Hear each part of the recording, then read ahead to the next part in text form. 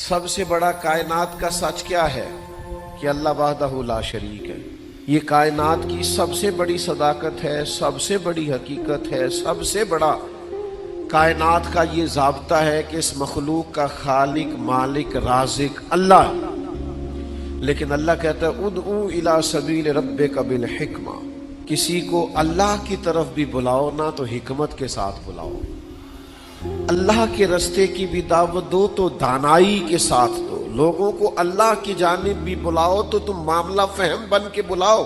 اگر ہم دانائی چھوڑ دیں گے تو بعض اوقات بات ٹھیک بھی ہوگی تو وہ نتیجہ خیز ثابت نہیں ہوگی۔ وہ کسی نے کہا تھا بات اگرچہ بے سلیقہ ہو کلیم، پر بات کرنے کو سلیقہ چاہیے۔ آپ سلیقے سے بات کریں، معاملہ پھر دیکھیں نا، نبی پاک صلی اللہ علیہ وسلم نے فرمایا اپنی اولاد کی بھی عزت کرو۔ حضور کے مناسب میں سے ہے دانائی سکھانا، اپنی اولاد کو بھی اکرام سے پکارو، آپ ان کا نام بھی اچھے لہجے سے پکاریں، ان کے لیے بھی آپ کے لب و لہجے میں مٹھاس ہونی چاہیے۔ لیکن ہمارے ہاں یہ ہوتا ہے کہ بہت ساری جلد بازی، بہت ساری طبیعت کا الجھاؤ، بے چینی، بے قراری، ہر چیز کو سختی سے ٹھیک کرنے کی کوشش کرنا۔ ہوتی ہیں بعض چیزیں بھی سختی سے ٹھیک، لیکن ساری چیزیں سختی سے ٹھیک نہیں ہوتی۔ آپ نہایت معاملہ فہمی کے ساتھ، نہایت تدبر کے ساتھ حضور لوگوں کو دین کی طرف بلاتے تو بڑے کمال انداز میں سرکار دعوت دیتے، اللہ کا پیغام دیتے تو اس میں اتنی مٹھاس ہوتی کہ دلوں میں بات گھر کر جاتی۔ کچھ لوگ کہتے ہیں جی، وہ ان کا اپنا فلسفہ ہے، کہتے ہیں جی میں چونکہ سچا ہوں اس لیے کڑوا ہوں، میں چونکہ سچ بولتا ہوں تو سچ کڑوا ہوتا ہے، تو لہذا اس لیے میں لوگوں کو اچھا نہیں لگتا۔ تو میں ان سے کہا کرتا ہوں بھائی سچ نہیں کڑوا، آپ کا لہجہ کڑوا ہے۔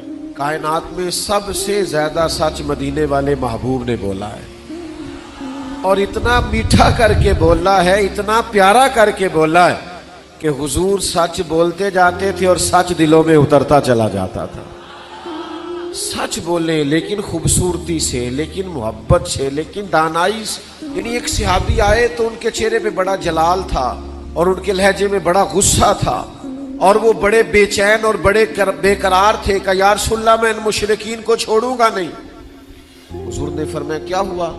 یا رسول اللہ وہ آپ کا نام بگاڑ کے لیتے ہیں، وہ بگاڑ کے نام لیتے ہیں اس لیے کہ وہ کہتے ہیں اگر ہم محمد مان لیں تو محمد صلی اللہ تعالی علیہ وسلم کا تو مان ہے جس کی بار بار تعریف کی جائے، تو وہ نام بگاڑ کے لیتے ہیں اور نام بگاڑ کے آپ کو برا بھلا کہتے ہیں۔ تو سرکار مسکرائے، فرمایا پتہ نہیں وہ کس کو برا بھلا کہتے ہیں، پتہ نہیں وہ کس کا نام بگاڑتے ہیں، مجھے تو اللہ نے محمد بنا کے بھیجا ہے۔